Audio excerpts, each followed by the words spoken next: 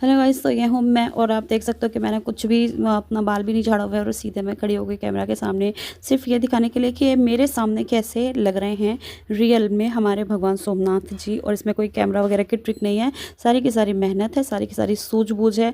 और मैंने इस गोल्ड पोर्सलेन से फर्स्ट टाइम यूज़ करते हुए इसको बनाया था, इसलिए ही बहुत छोटा सा मैंने बनाया था कि कुछ गड़बड़ हो जाएगा। और आप देख सकते हो कि थोड़ा थोड़ा इसमें बेंड आया हुआ है, क्योंकि first time I was not use to it.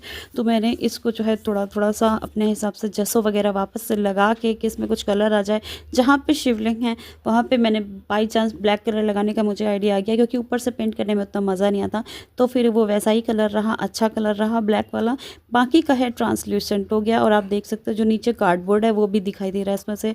तो मैंने काफ़ी टेक्सचर्स दिए हुए थे, आपने देखा होगा पिछली वाली वीडियो में। नहीं देखा है तो प्लीज़ जाके देख लो, इसके पहले वाली लॉन्ग वीडियो वाले में मैंने उन्हीं को ही डाला हुआ है। तो ये सारे टेक्सचर मैंने उसी टाइप के देने की कोशिश करी है, अगेंस्ट जो कंट्रास्ट है भगवान जी का, शिवलिंग ज्योतिर्लिंग जी का जो बिल्कुल डार्क ब्लैक, उस तरीके का ही कंट्रास्ट देकर बिल्कुल गोल्ड में है। और सेम चीज़ अगर मैं महाकालेश्वर के बारे में बताना चाहूँ तो भगवान महाकाल का जो है दरबार, वो उनका जो पूरा ब्लैक जो नर्मदेश्वर शिवलिंग आता है जो कि रेडिश ब्राउन ब्लैक में थोड़ा बहुत उसमें इम्प्रिंट्स आ जाते हैं कहीं कहीं पर। और उसकी जो बैकड्रॉप में सिल्वर का सब कुछ रहता है उनका श्रृंगार। तो ये दोनों शिवलिंग मैंने बनाए हैं, बहुत गहन अध्ययन किया है। ये सब बहुत ज़्यादा गहन अध्ययन नहीं किया, बट बनावट का जो गहन अध्ययन किया है वो ये है। तो अभी आप देख सकते हो कि इस तरीके का जो थोड़ा सा ट्रांसलूसेंट है। और ये छत्र है, इसको मैं बड़ा करूँगी धीरे धीरे करके। थोड़ा सा क्ले बच गया था तो मैंने इसको लगा दिया। और ऑफ कोर्स वीडियो बनाने के समय काफ़ी लंबी वीडियो हो जाती है, इसलिए मैं पार्ट्स में कट कट करके इनको बनाती हूँ, वरना एडिट करने में इसको 1 हफ्ते लगेगा। तभी आप देखते हो कि बड़े जो यूट्यूबर हैं वो हफ्तों में डालते हैं अपनी वीडियोज़ लॉन्गर वाली। तो पहले मैंने चूज़ किया है रस्ट कलर, क्योंकि सिर्फ अगर मैं डायरेक्ट गोल्ड कर दूंगी ना तो इसके जो मैंने जो टेक्सचर वगैरह दिया हुआ है, आपको ये दिख रहा है जो नीचे जो एक कार्डबोर्ड जैसे जो टेक्सचर है वो एक्चुअली क्ले है। तो वो ही क्ले है, उसी के ऊपर मैं पहले डार्केस्ट और रस्ट कलर चूज़ करके पेंट कर रही हूँ, ताकि हमारा जो बाद में गोल्डन कलर आए वो अच्छे से उभार के दिखाई दे।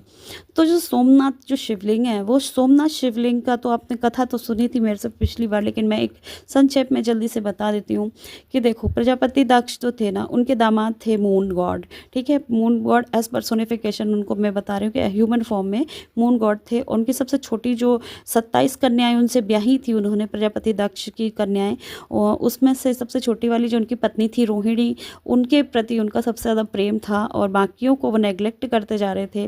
तो प्रजापति दक्ष ने उनको समझाने की कोशिश करी, पर ऐसा समझ में आया नहीं उनको जल्दी, क्योंकि प्रेम में तो इंसान अंधा ही होता है। मतलब भगवान भी प्रेम में अंधे, भगवान तो क्या देव है वो, पर वो भी जो है प्रेम तो प्रेम ही होता है फिर सबके लिए, और प्रेम भगवान ने ही बनाया हुआ है।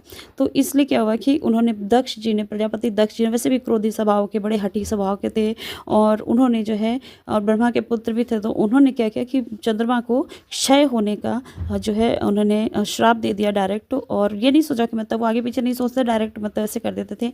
और माता सती जी के भी प्रकरण में हमने देखा कई बार, आपको फिर से मैं बताऊंगी सती माता की कहानी। सॉरी, मैं कुछ ज़्यादा ही हिंदी बोल रही हूँ, इतनी हिंदी वाली मैं हूँ नहीं, बट अच्छी बात है। तो उस वाली कहानी को भी हम बार बार डिस्कस करते हैं और करेंगे, आगे भी हमेशा करते रहेंगे। तो फिर क्या हुआ कि जब चंद्रमा को क्षय होने का जो श्राप मिला, ऑल्दो भगवान लोग कोई आके बीच में उसको जो है बेकार कर सकते थे, लेकिन उसका सम्मान करते हुए सभी ने सम्मान किया। और विष्णु जी ने चंद्रमा जी को बोला कि आप शिव जी की आराधना करें। प्रभास पाटन करके जो जगह है वहाँ पर, जो कि सोमनाथ ही है ऑलमोस्ट, वहाँ पर ही है, थोड़ा 8-9 किलोमीटर, शायद 7 किलोमीटर की दूरी होगी। तो वहाँ पे उन्होंने जो है पहले बहुत मतलब जब तक वो क्षय हो रहे थे मतलब ह्यूमन बॉडी में डिकम्पोज हो रहे थे, तो उन्होंने शिव जी की, हमारे भोलेनाथ की बड़ी प्रार्थना की। और फिर सरस्वती में जैसे स्नान किया उन्होंने, तो फिर उसके बाद शिव जी ने जो है आके उनको आए और वो उन्होंने एक हल निकाला कि आपका जो क्षय होगा, ठीक है, 15 दिन क्षय होगा आपका, मतलब 15 दिन आपका जो है जो मतलब कहते हैं ना कि मून लेसर होके एब्सेंट मून लेस नाइट हो जाएगी। तो उसके बाद फिर आप जटाओं में मैं आपको धारण करता हूँ, मस्त मस्त मस्त सोच लो आपके सर में धारण करा भगवान शिव ने, ये हमारे भोलेनाथ हैं। और सीधा तो मेरी जो जटाओं से ऊर्जा प्राप्त करके बाकी के 15 दिन आपका उदय होगा। मतलब एक तरफ मून घटेगा घटेगा 15 दिन, और 15 दिन आपका, मतलब हमारी जो पौराणिक कहानियाँ ना है हिंदू सनातन धर्म पुरातन धर्म की, मुझे लगता है कि कहीं ना कहीं साइंटिफिकली लिंक्ड है, और जहाँ साइंस ख़त्म हो जाती है शायद वहीं हमारा रिलीजन काम करता है। इस पर मैं काम करना चाहती हूँ अपनी लाइफ में, कि हम कुछ डॉट्स को साइंटिफिकली भी कनेक्ट करने पाएँ। तो ऐसे हुआ, और इसी वजह से चंद्रमा को अपनी जटाओं में धारण करने की वजह से उनका प्रभु शिव भगवान जी का, महादेव जी का एक नाम चंद्रशेखर भी है। और सोमेश्वर और सोमनाथ का मतलब, सोमेश्वर यानी सोम, सोम यानी कि अमृत, अमृत चंद्रमा में अमृत छुपा हुआ था, इसलिए उनको जो है ईश्वर कहा गया। सोमेश्वर महादेव यानी कि चंद्रमा में जो अमृत है उसके जो ईश्वर हैं वो हैं सोमनाथ, या फिर आप जो कहते हो चंद्रशेखर, यानी कि अपने शिखाओं में धारण करने की वजह से जो है उनका नाम एक हमारे चंद्रशेखर भी है। इसी तरीके से सारी 12 ज्योतिर्लिंगों की कथा मैं हमेशा आपको बताती रहूँगी, और भी बहुत सारी कथाएं हैं।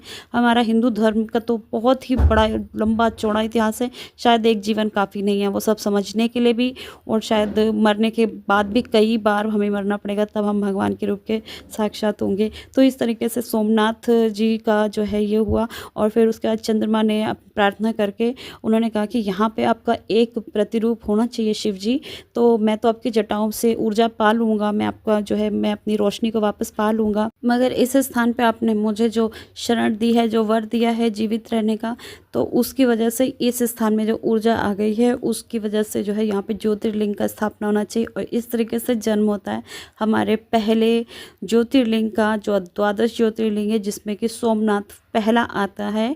और शायद मैं बचपन में वहाँ जा भी चुकी हूँ, जैसा कि मैंने बोला था। आगे की कहानी इसको बार बार तोड़ा गया खिलजी वगैरह के द्वारा, और किस तरीके से लेविटेट कर रहा था इस पर अभी रिसर्च करना, बहुत कुछ करना बाकी, जो श्री श्री रविशंकर जी ने दिखाया था। और इसकी बहुत लंबी कहानियाँ हैं, मैं बाद में रिसर्च करके आपको सब कुछ बताऊँगी। तो बने रहिए आप मेरे साथ। Like share subscribe, bye bye, take care.